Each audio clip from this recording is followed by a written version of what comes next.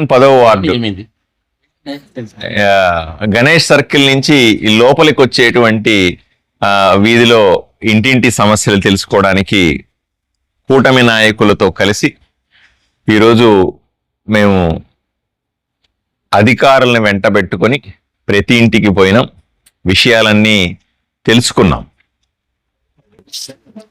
నేను ఏ ఇంటికి పోతున్నా 2-3 సమస్యలు విలేకరులందరూ కూడా చూశారు. ఇక్కడ అందరూ కూడా ప్రతి ఒక్కరూ చూస్తా ఉన్నారు. మొట్టమొదటిది, ఏవైతే కాలవలు ఉంటాయో కాలవల మీద ఆక్రమించుకున్న ఇళ్ళు. అసలు చాలా చోట్ల కాలవే కనపడతలేదు. కాలవలు కానీ పెద్ద కాలవల్ని కూడా దానిపైన ఆక్రమించుకొని ఇళ్ళు పూర్తి కట్టేసుకున్నారు.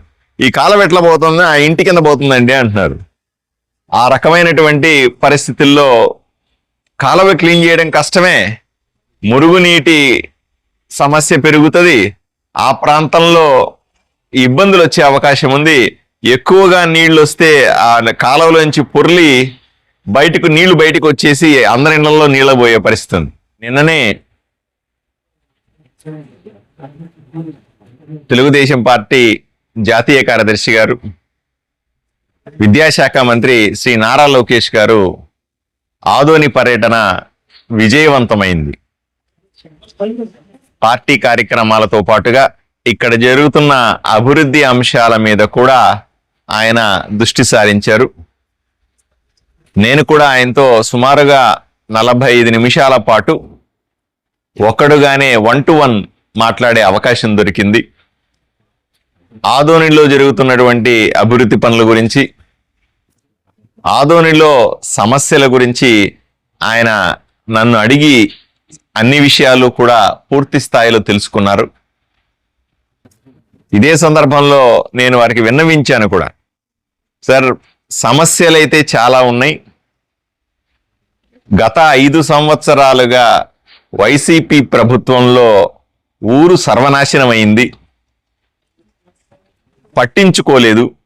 ఎంతో కాలంగా నిర్లక్ష్యానికి గురైనటువంటి ఆదోనిని మళ్ళీ పునర్నిర్మించాలంటే నిధుల కొరత ఉంది, ఎక్కువ డబ్బులు అవసరం అవుతాయి. అభివృద్ధి చెందినటువంటి పక్క నియోజకవర్గాలతో ఆదోనిని పోల్చకండి, ఆదోని ఎంతగానో వెనుకబడింది. కాబట్టి దీన్ని దయచేసి నిధులు విడుదల చేసి ఆదుకోండి అని నేను ఆయన్ని విజ్ఞప్తి చేశాను. దానికి సంబంధించి నేను ఆయన్ని ఏం వినత పత్రం ఇచ్చానో అది నా సోషల్ మీడియాలో పెట్టాను, మీడియాలో ప్రజలకందరికీ అందుబాటులో ఉంచాను. వారు నాకు హామీ ఇచ్చారు, తప్పనిసరిగా ఆదోనిని ప్రత్యేకంగానే చూస్తానని. వెనుకబడిందని నేను ఇంతకుముందు కూడా చూశాను దీన్ని. నేను అభివృద్ధికి సహకరిస్తాను.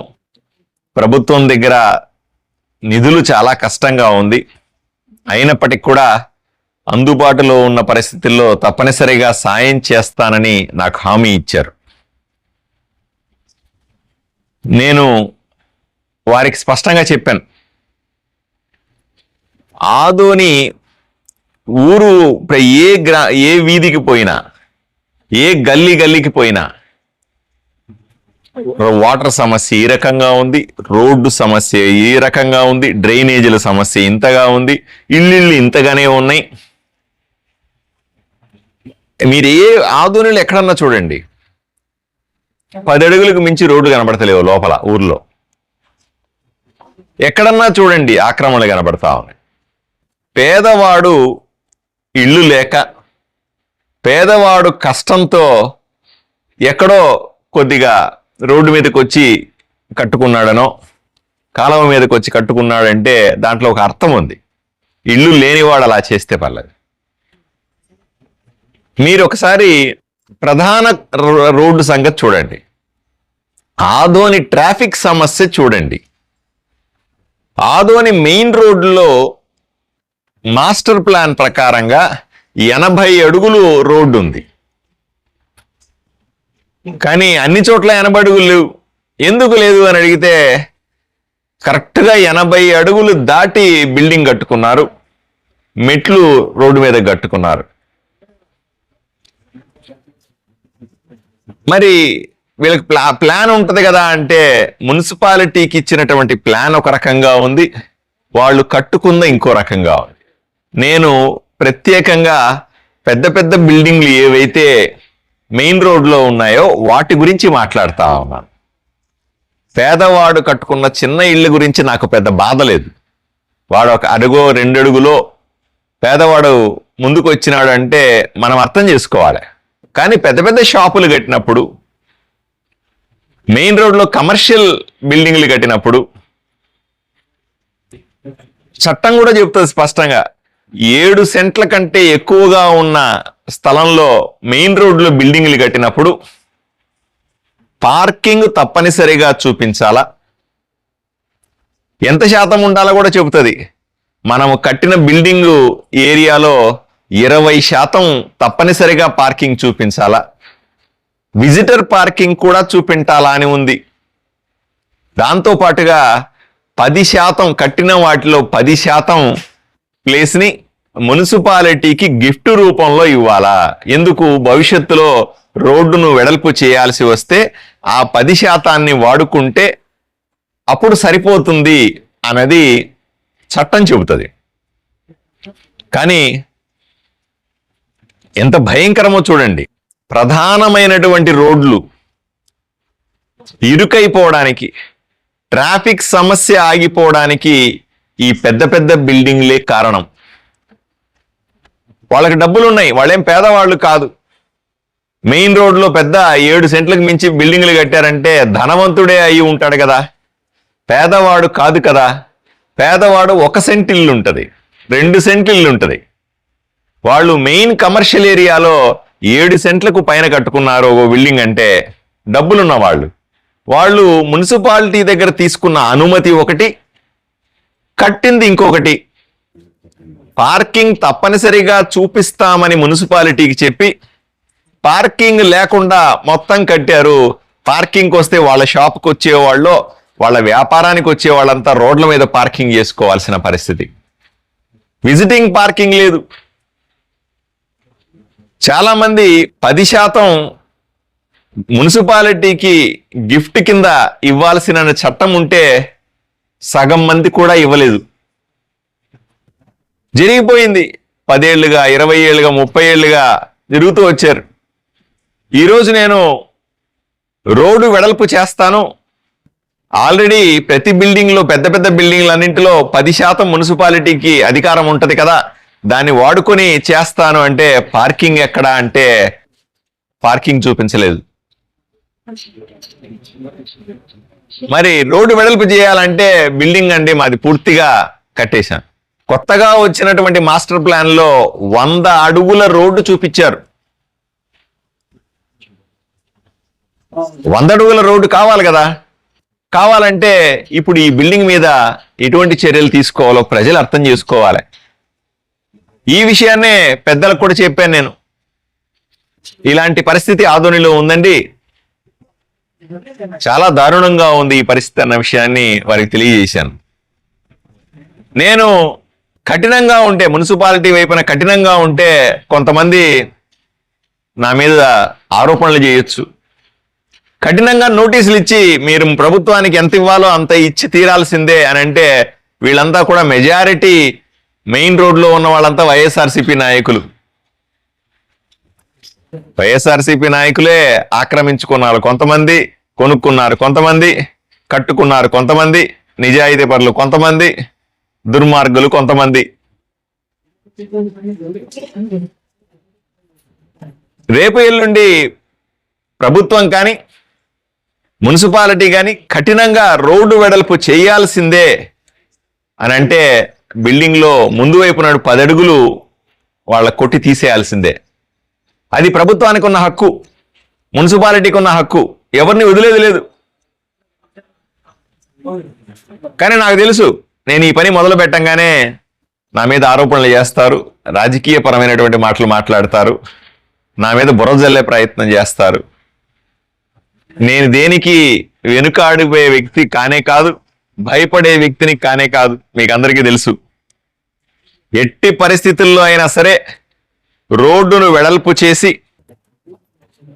80 అడుగులు ఎక్కడ ఉండాలా 80 అడుగులు ఉండాలా, 100 అడుగులు ఎక్కడ ఉండాలా 100 అడుగులు ఉండాలా, 100 అడుగులకు అడ్డమైనటువంటి ఏ నిర్మాణాన్నైనా సరే మున్సిపాలిటీ పరిధిలో చట్టబద్ధంగా ప్రజలందరికీ చెప్పి దాన్ని తీసి సరిచేస్తే తప్ప ఈ ఊరికి ట్రాఫిక్ సమస్య తీరదు అన్న విషయాన్ని ప్రజలందరికీ తెలియజేస్తా ఉన్నాను. ఎవరైతే ఈ విధంగా చట్ట వ్యతిరేకంగా బిల్డింగ్ కట్టుకున్నారో, అనుమతులు ఒకటిచ్చి వాళ్ళకి నచ్చిన విధంగా ఎవరేం చేయలేని కట్టుకున్నారో, ఎవరు మున్సిపాలిటీకి ఇవ్వాల్సిన 10% స్థలాన్ని గిఫ్ట్ ఇవ్వకుండా వదిలిపెట్టారో వీళ్ళందరినీ కూడా మీడియా సమావేశం నేను ఈరోజు రిక్వెస్ట్ చేస్తా ఉన్నాను. మొదట రిక్వెస్టే చేయాల, వాళ్ళకు మొదట విన్నవిస్తా ఉన్నాను, దయచేసి మీరే చట్టబద్ధంగా ఏదేది ఉండాలనో అన్నీ ఉండేలాగా సరిచేసుకోండి. ఊర్లో ప్రజలు కూడా అలర్ట్ గా ఉండాల. మీ పక్కన ఉన్నటువంటి అక్రమంగా కట్టినటువంటి షాపింగ్ కాంప్లెక్స్, పక్కన కట్టినటువంటి బిల్డింగో అనుమతులు ఉన్నాయా లేదా చూసుకుని ఎవరైనా డీవియేట్ అవుతుంటే చెప్పాలా, మున్సిపాలిటీకి చెప్పాలా, మాకు చెప్పాలా. చెబితే చర్యలు తీసుకుంటాం. కట్టే టైంలోనే చర్యలు తీసుకొని ఉండుంటే ఈరోజు ఈ ఊర్ల పరిస్థితి ఇలా ఉండేది కాదు కదా. వాళ్ళు పెద్ద పెద్ద బిల్డింగులు కడతా ఉంటే మనం చూస్తా ఉండిపోయినాం. వాళ్ళు పెద్ద పెద్ద బిల్డింగులు కట్టేసి రోడ్ల మీదకి వచ్చేస్తా ఉంటే మనం పట్టించుకోకుండా ఉన్నాం. వాళ్ళు పెద్ద పెద్ద బిల్డింగ్లు కట్టేసి ట్రాఫిక్ పూర్తిగా అంతరాయం కలిగిస్తా పార్కింగ్ అంతా రోడ్ల మీద పెట్టుకొని ఉంటే మనం ఊరుకొని ఉన్నాం. ఈరోజు ఒళ్ళు వెడల్పు చేయాలంటే స్థలం కావాలి కదా. కాబట్టి పెద్దల అనుమతితో 100కు 100% రోడ్డును వెడల్పు చేసేదంటే చేసేదే. ఎటువంటి విమర్శలు వచ్చినా నా మీద బురద జల్ల నన్ను తిట్టుకున్నా పర్లేదు. 10 మంది పెద్ద పెద్ద బిల్డింగులు కట్టుకున్న వాళ్ళు నన్ను తిట్టుకుంటే ఏమైంది? ఆ రోడ్డు మీద నడిచేటువంటి 100 మంది వేలాది మంది పేదలు నన్ను ఆశీర్వదిస్తారు. ఓ 10 మంది బడా బాబులు బాగా డబ్బులు ఉన్నవాళ్ళు నన్ను తిట్టుకుంటే ఏమైంది? పేదవాడు అబ్బా ఎమ్మెల్యే గారు మాకు మంచి రోడ్డు వెడల్పు చేసి ఇచ్చినాడు, చట్టాన్ని కాపాడుతా ఉన్నాడు, ధర్మాన్ని 4 పాదాలు నడుపుతున్నాడని నన్ను ఆశీర్వదిస్తారు. ప్రజలకు మంచి చేయడం కావాలి తప్ప దీంట్లో ఎక్కడ రాజకీయం లేదు. ప్రజలకు మంచి చేయడం తప్ప దీంట్లో ఎటువంటి భేషజాలం లేదు అన్న విషయాన్ని మీ ద్వారా ప్రజలకు తెలియజేస్తూ, ఎవరైతే ఈ విధంగా బిల్డింగులు కట్టుకున్నారో వాళ్ళందరూ కూడా తమకు తాముగా సరిచేసుకుంటే సరిపోతుంది. లేదంటే నోటీసులు ఇచ్చి చట్టపరమైన చర్యలు తీసుకుంటామని తెలియజేస్తా ఉన్నాం.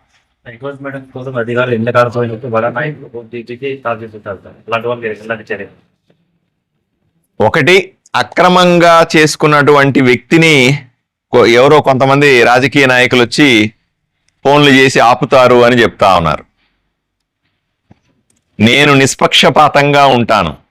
నాకు కులం లేదు, మతం లేదు, భాష లేదు. ఎవరైనా అంటే మా కూటమిలో నాయకులు ఎవరైనా సరే అలా చెయ్యరు అనే అనుకుంటాను. నేను మళ్ళీ చెప్తా ఉన్నా, ఊర్లో పెద్ద పెద్ద తప్పులు చేసిందంతా కూడా వైసీపీ వాళ్లే, ఆక్రమణలు చేసిందంతా వైసీపీ వాళ్లే, తప్పుడు పనులు చేసి ఈ రోజు దాకా ఆ రకంగా అనుమతులు ఇచ్చింది వాళ్లే. నాకేం ఇబ్బంది ఏం లేదు, మళ్ళీ ప్రెస్ మీట్ పెట్టి అని తిట్టినా ఇబ్బంది ఏమి లేదు. మా వాళ్ళు ఎవరైనా చేసి ఉంటే అది కూడా చెప్పమనే నేను కోరుకుంటా ఉన్నాను. దాన్ని కూడా సరిచేస్తాం. పార్టీలకు అతీతంగా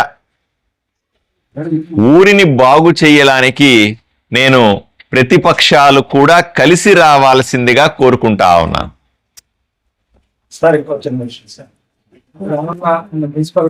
ఎంతకాలం కూడా ఓట్ల రాజకీయాలు చేయలేం. ఎలక్షన్లు వస్తున్నాయి కదా, ఇప్పుడు వాళ్ళ మీద చర్య తీసుకుంటే వాళ్ళు మీ మీద బుర్ర జల్లుతారు, మీ ఓట్లు తగ్గుతాయి కదా, ఓట్లకు పోతాయి కదా అనే భావన కూడా మీరు చెప్తా ఉన్నారు. నేను వాటికి భయపడను. ప్రజలకు తెలుసు నేను ఎటువంటి వాడినో. నేను ప్రజలకు అవసరమైన పనులే చేస్తున్నానే తప్ప ఇంకో రకంగా ఆలోచన చేయట్లేదు కదా. ప్రజలకు ఈరోజు ట్రాఫిక్ సమస్య తీరాలి, రోడ్లు వెడల్పు కావాలా. ఈ సమస్య తీర్చడానికి నేను తీసుకునే నిర్ణయాన్ని ప్రజలకు 100కు 1000% సమర్థిస్తారనే నమ్మకం నాకుంది.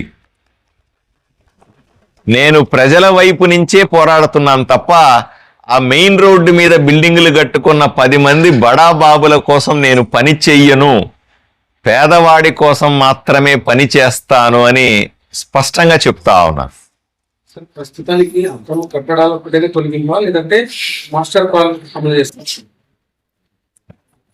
ఆదోనిలో 2 రకాల 3 రకాల సమస్యలు కూడా ఉన్నాయి. నేను ఇప్పుడు చెప్పినటువంటి అక్రమ కట్టడాలతో పాటుగా ఊరు పాడైపోవడానికి ఇంకొక ప్రధాన సమస్య అక్రమ లేఅవుట్లు.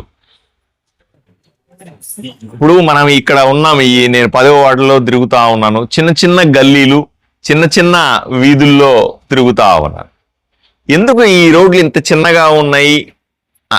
డ్రైనేజ్ కూడా లేదు, డ్రైనేజ్లోనే నీళ్లు పోతా ఉన్నాయి, ఇట్లాంటివన్నీ ఉన్నాయి.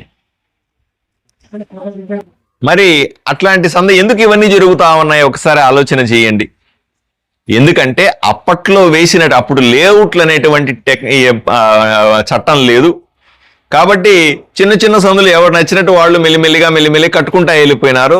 రోడ్లన్నీ కూడా 30 అడుగుల రోడ్లు 20 అడుగులు, 20 అడుగుల నుంచి 10 రోడ్లకు చేరుకున్నాయి. ఇప్పుడు కాలవల మీద ఇళ్ళు చేరుకున్నాయి. ఇప్పుడు మీరు చూస్తే కొత్తగా వస్తున్నటువంటి ఊరు, ఆ వైపున మండగిరి అయినా, బైపాస్ రోడ్లైనా, ఈ వైపున సాదాపురం అయినా, ఇంకో పంచాయతీల్లో అయినా సరే, వీటిల్లో అన్నింటిలో కూడా ఒకసారి చూడండి, కొత్తగా లేఅవుట్ల పేరు మీద చిన్నవి అమ్మేస్తా ఉన్నారు. ఈ ఊర్లో తమాషా చెప్తాను చూడండి. ఎవరో డబ్బులున్న పెద్ద ఆయన వచ్చి 2 ఎకరాలు తీసుకుంటాడు, నేను లేఅవుట్ వేస్తున్నాను అంటాడు. దాంట్లో ప్రభుత్వం చెప్పినట్టుగా, చట్టం చెప్పినట్టుగా 30 అడుగుల రోడ్లు, 40 అడుగుల రోడ్లు వేయడు. ఒక 10 అడుగులో 15 అడుగులో రోడ్డు చూపెట్టి ఈ పక్క ఆ పక్క 2 ఎకరాల్లో ఉన్నటువంటి చిన్న బిట్లన్నీ చేసి అమ్మేస్తాడు. ఈ ఊర్లో మనం పేదవాళ్ళు, ఎంతో మంది ఇల్లు లేని పేదవాళ్ళు, కష్టపడేవాళ్ళు చాలా మంది కనపడతారు. వాళ్ళంతా ఏం చేస్తారు? అరే అక్కడ స్థలం ఉంది కదా, ఎవరో అమ్ముతున్నాడు రియల్ ఎస్టేట్ ఆయన అని చెప్పి అడపోయి కొనేసుకుంటారు. అది కూడా మరొక చిన్న గూడు లాంటి ఇళ్లతో నిర్మాణించబడేటువంటి చిన్న కాలనీ లాగా తయారవుతుంది. లేఅవుట్లకు సంబంధించిన చట్టం కూడా చాలా బలమైనది. ఒక లేఅవుట్ వేస్తే అంటే ప్రజలకి ఎవరికైనా సరే ఇట్లా ఒక 2 ఎకరాలు 5 ఎకరాలు తీసుకుని దాన్ని ప్లాట్లు చేసి అమ్మాల్సి వస్తే తప్పనిసరిగా దానికి ఒక చట్టం ఉంది. దాని ప్రకారంగా 30 అడుగుల రోడ్లు లేదా 40 అడుగుల రోడ్లు ఉండాలా, సైట్ ఇలాగా ఉండాలా, దాంతో పాటుగా 10% ఖాళీ జాగా ఇవ్వాలా. 100 ఇళ్ళు కట్టుకున్నారనుకోండి, వాళ్ళకి చిన్న పార్క్ ప్లేస్ అన్నా ఉండాలా. 10% ప్రభుత్వానికి పార్క్ వదులుతున్నామని చెప్పాలా. 5% స్థలాన్ని యుటిలిటీస్ అంటారు, ప్రభుత్వానికి సంబంధించి అంగన్వాడీ కేంద్రం కట్టుకోవాలను, స్కూల్ కట్టుకోవాలను, వాటికి 5% వదలాలా.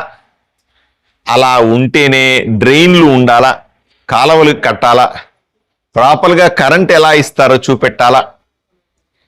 ఇవన్నీ ఉంటేనే వాళ్ళు అక్కడ స్థలాన్ని అమ్ముకునేటువంటి అధికారం ఉంటుంది.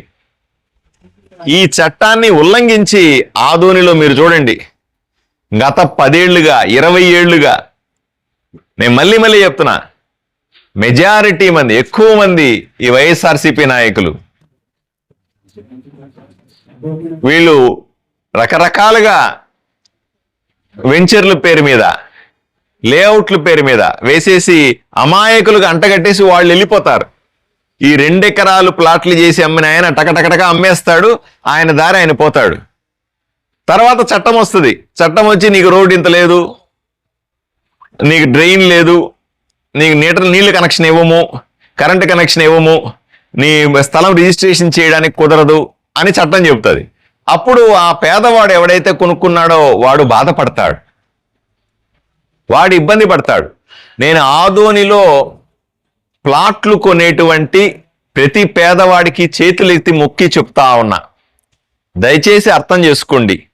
అడ్డదిడ్డంగా ఉన్నటువంటి లేఅవుట్లలో, చట్టవిరుద్ధంగా ఉన్నటువంటి లేఅవుట్లో ప్లాట్లు కొనొద్దు. చట్టబద్ధంగా కూడా పర్మిషన్తో అన్ని రకాల అనుమతులు, మున్సిపాలిటీకి సంబంధించిన అన్ని అనుమతులు ఉన్నటువంటి ప్లాట్లను మాత్రమే కొనండి.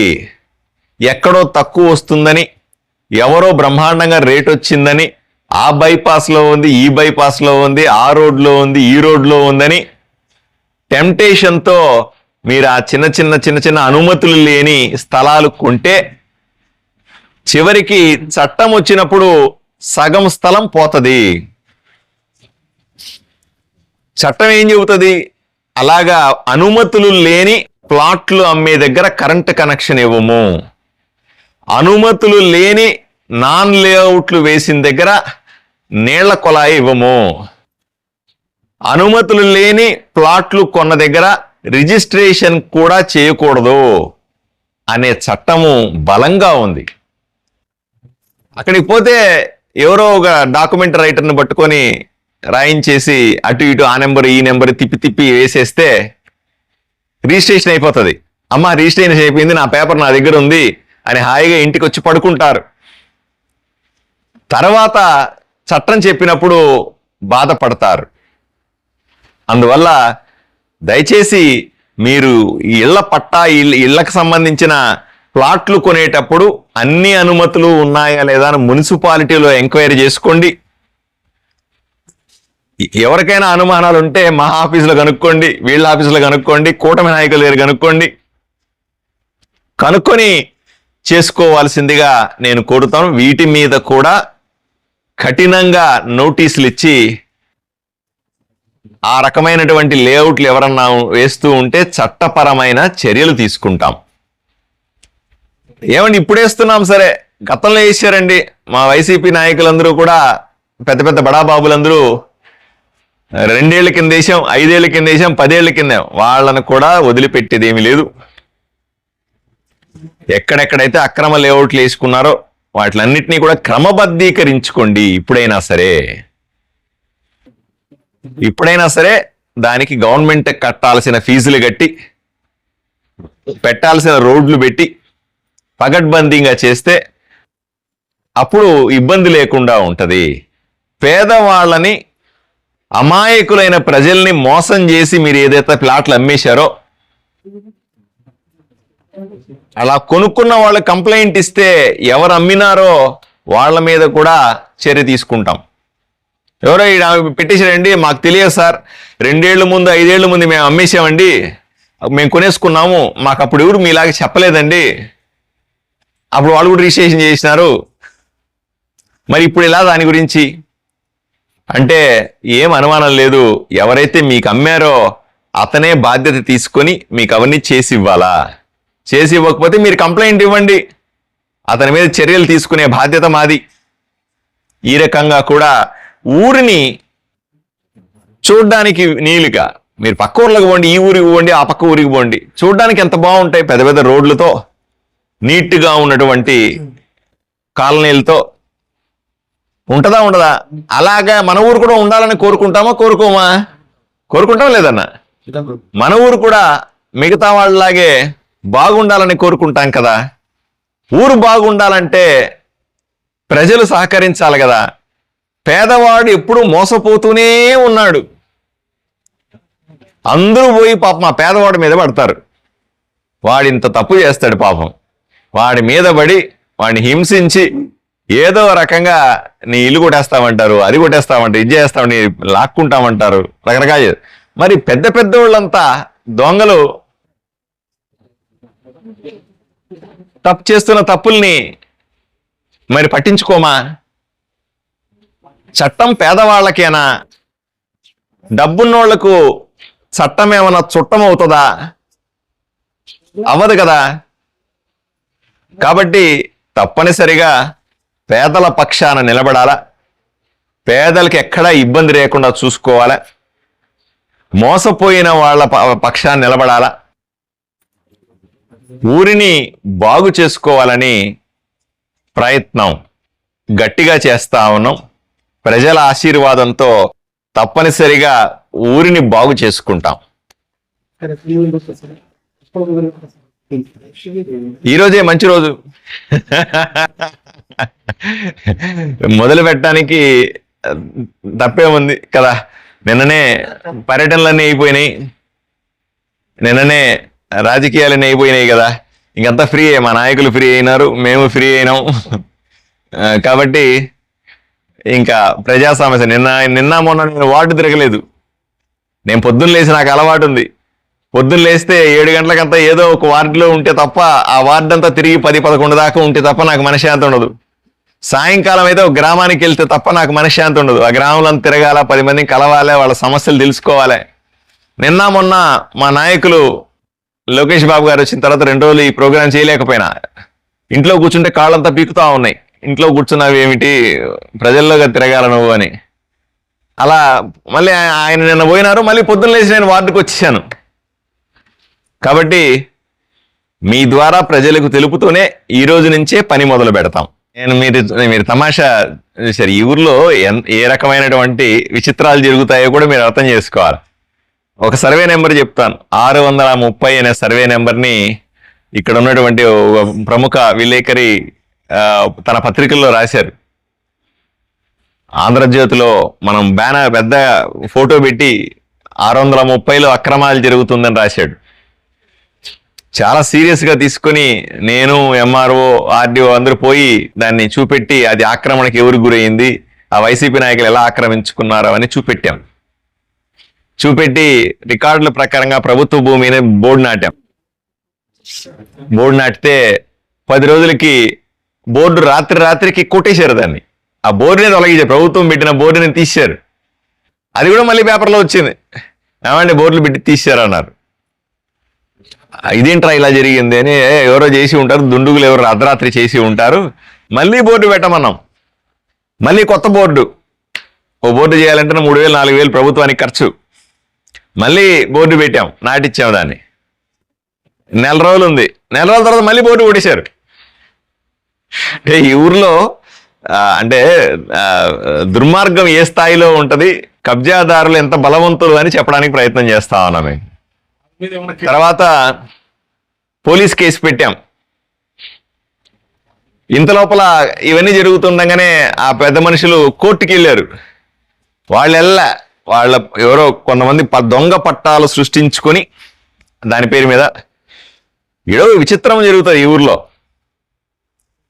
నేను ఎమ్మెల్యే అయిన తర్వాత అసైన్మెంట్ కమిటీ పేరు మీద, అంటే ఎమ్మెల్యే చైర్మన్గా ఉంటాడు, ఒక అసైన్మెంట్ కమిటీలో పెట్టి పట్టాలు ఇవ్వాల్సి ఉంది ప్రజలకి. దానికి అన్ని వీధుల్లో తిరుగుతూ ఉంటాం, అందరు నోట్ చేసుకుంటూ ఉంటాం. ఇల్లు లేదమ్మా అంటారు, వాళ్ళ దగ్గర ఇల్లు లేదు రాసుకోవయ్యా అంటాను. అట్లా అన్నీ రాసుకుని మనం తర్వాత వాటికి పట్టాలు ఇస్తాం.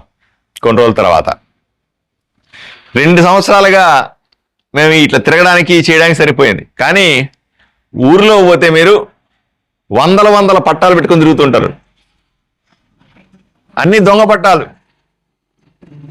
ఇప్పుడు తహసీల్దార్ ఇచ్చింది కాదు, ఇప్పుడు రిటైర్ అయిపోయిన తహసీల్దారుల సంతకాలతో పట్టాలు, రిటైర్ అయిపోయిన విఆర్ఓలు, రిటైర్ అయిపోయిన రెవెన్యూ అధికారులు, లేదంటే వాళ్ళ సంతకమే వీళ్ళే పెట్టేసి ఉంటారు. ఓ పట్టా పేపర్ తీసుకుని ఫోటో అతికించుకొని స్టాంప్ వేసుకుని వీళ్ళే సంతకం చేసుకుని పట్టాలని చెప్పి దాన్ని కోర్టులు కూడా వేస్తారు కావాలంటే. ఆ రకంగా 630 భూమి కోర్టుకు చేరింది, హైకోర్టుకు చేరింది. కోర్టులో నేనే వ్యక్తిగతంగా ఫోన్ చేసి పీపీ గారికి, ఏమండి పరిస్థితి ఇది, ఇలా జరిగింది, దయచేసి దీన్ని గట్టిగా వాదించండి అని అంటే పూర్తి స్థాయి అఫిడవిట్ కౌంటర్ వేయమని చెప్పి కోర్టు అడిగింది. వచ్చే నెలలో దానికి సంబంధించిన మళ్ళీ కోర్టుకు వస్తుంది, బెంచ్ మీదకి వస్తుంది. ఎంఆర్ఓలు డిప్యూటీ తహసీల్దార్లు, మేము అందరూ కూడా ఆ కబ్జాకు వ్యతిరేకంగా పొట్లాడుతా ఉన్నాం. కానీ వాళ్ళు 2 దొంగ పేపర్లు పెట్టుకొని దాంట్లో మాకు పట్టాలు ఇచ్చారు, దాంట్లో మేము ఇల్లు కట్టుకోవాలి. వాళ్ళు ఇంకా కోర్టుకు చెప్పారు దీనికి ఇల్లు కట్టుకోమన్నారు, మేము ప్రశాంతంగా ఉన్నాం, మమ్మల్ని డిస్టర్బ్ చేస్తున్నాడు ఎమ్మెల్యే అని కోర్టుకు వెళ్ళారు. సాధారణంగా ఎమ్మెల్యే వచ్చి వాళ్ళు డిస్టర్బ్ చేస్తున్నాడంటే ఏదో రాజకీయపరమైన అంశం ఉంటుంది, ఆ ఎమ్మెల్యే అంత దుర్మార్గుడో అతను వాళ్ళ ఇల్లంతా కొట్టేస్తున్నాడు అనే భావన వచ్చేలాగా కోర్టులో వేశారు. అక్కడ విజయవాడలో హైకోర్టులో కూర్చున్నటువంటి జడ్జి గారికి ఆధునుల ఎమ్మెల్యే ఎటువంటి వాడో, ఎలా ప్రజలతో ఉంటాడో, ఎంత మంచివాడో ఆయనకి తెలియదు కదా. ఆయన అక్కడ కూర్చొని ఏసీ రూమ్లో పాప కోర్టులో ఉన్నప్పుడు కేసులు వస్తున్నప్పుడు నిజమేనేమో అనుకుంటారు. ఎమ్మెల్యే అంటే ఎమ్మెల్యే అయితే తప్పనిసరిగా ఇతను ఏదో చేసి ఉంటాడు అనే ఆలోచనతో కోర్టులో అటు ఇటు తేడా వస్తే కేసే ఎత్తిపోతుంది. మాకేం ఇబ్బంది లేదు, కోర్టులకు వెళ్ళండి, కోర్టులో పోట్లాడైనా సరే ప్రభుత్వ భూమిని మేము కాపాడుకుంటాం, ఆ నమ్మకం నాకుంది. మీరు చెబుతున్నటువంటి ఏవేవైతే ప్రభుత్వ భూములు ఏరుకున్నామో వాటి మీద తప్పనిసరిగా డాక్యుమెంటేషన్ జరుగుతూ ఉంది. కలెక్టర్ స్థాయిలో పూర్తి నివేదిక వచ్చిన తర్వాత ప్రజల ముందు పెట్టి వాటిలన్నీ తీసుకొని పేద ప్రజలకు పట్టాలు ఇస్తాం, పరిశ్రమలు స్థాపిస్తాం, ఊరికి ఉపయోగపడే పనులు చేస్తాం. సార్, అందులో అధికార పార్టీ చెందిన నాయకులు చాలా మంది ఉన్నారు. సబ్ కలెక్టర్ ని సైతం ట్రాన్స్ఫర్ చేయించారని చెప్పేసి ప్రజల్లో ఆరోపించింది. అవన్నీ అబద్ధం, ఒట్టి మాట. మా నాయకులు ఉంటే చెప్పండి, పోనీ ఎవరో ఊరికి అట్లా అనొద్దండి. ఆ కూటమి నాయకుల మీద అపవాదు వేస్తే ఎలా? నేను స్పష్టంగా చెప్తాను, వైసీపీ నాయకుడు పలానాడు చెప్తా ఉన్నా, కాబట్టి పేర్లు చెప్పండి చెప్తా, బాగుండదు కదా అని నేను చెప్పట్లేదు. నేను స్పష్టమైన ఆరోపణ చేస్తా ఉన్నా. పోనీ మా నాయకుల మీద ఎవరి మీద ఆరోపణలు ఉంటే మీరు కూడా నిర్దిష్టంగా అది చేయండి, చేస్తే మాకు కూడా తెలుస్తుంది. పలానా చోట మీ నాయకుడు ఇలా చేసాడండి, పలానా చోట మీ నాయకుడు ఇలా ఆక్రమించుకున్నాడండి, ఆయన ఈ తప్పు చేశాడు ఆ తప్పు చేశాడు అని చెప్పండి, మేము సరిదిద్దుకుంటాం, తప్పేం లేదు. మీరు తప్పు చేసింటే మీ మీద ఉంటది, మా తప్పు చేస్తే మా మీద కూడా ఉంటది. ఇన్ఛార్జ్ సబ్ కలెక్టర్ ట్రాన్స్ఫర్ కావడానికి ప్రధాన కారణం అయ్యా, అధికారులు వస్తూ ఉంటారు పోతూ ఉంటారు. ఎవరైనా సరే నా వల్ల వాడు ట్రాన్స్ఫర్ అయిపోయాడు, నా వల్ల ఆయన తీసాం అని అంటే మీరు నవ్వుకొని ఊరుకొని ఉండాలి తప్ప అంత మించి పెద్దగా మాట్లాడేది ఏం లేదు దీని గురించి. ఎవరన్నా ఊర్లో ఇది కొంత బెదిరిస్తూ ఉంటారు కూడా, నేను ట్రాన్స్ఫర్ చేస్తాను పడేస్తాను, నా మాట వినలేదు కాబట్టి ఆయన ట్రాన్స్ఫర్ అయిపోయాడు, నా మాట వినకపోతే నేను ఎత్తి బయట వేసేస్తాను, ఇట్లాంటి మాటలు మాట్లాడుతూ ఉంటారు. అవన్నీ ఊసుపోని మాటలు. అవన్నీ కూడా ఎవరు పట్టించుకోవాల్సిన పని లేదు, అట్లా జరగదు. ఏ ట్రాన్స్ఫర్ అయినా సరే, ఏ రకమైన ప్రభుత్వానికి సంబంధించినటువంటి వ్యవహారాలన్నీ కూడా నియమ నిబంధనలకు లోబడే ఉంటాయి, దాని ప్రకారంగా జరుగుతాయి తప్ప ఎవడో రాజకీయ నాయకులు వాళ్ళు వీళ్ళు నోటికొచ్చింది మాట్లాడితే వాళ్ళకేదో పవర్ ఉందని మీరు భ్రమపడద్దు అని నేను స్పష్టంగా చెప్తాను.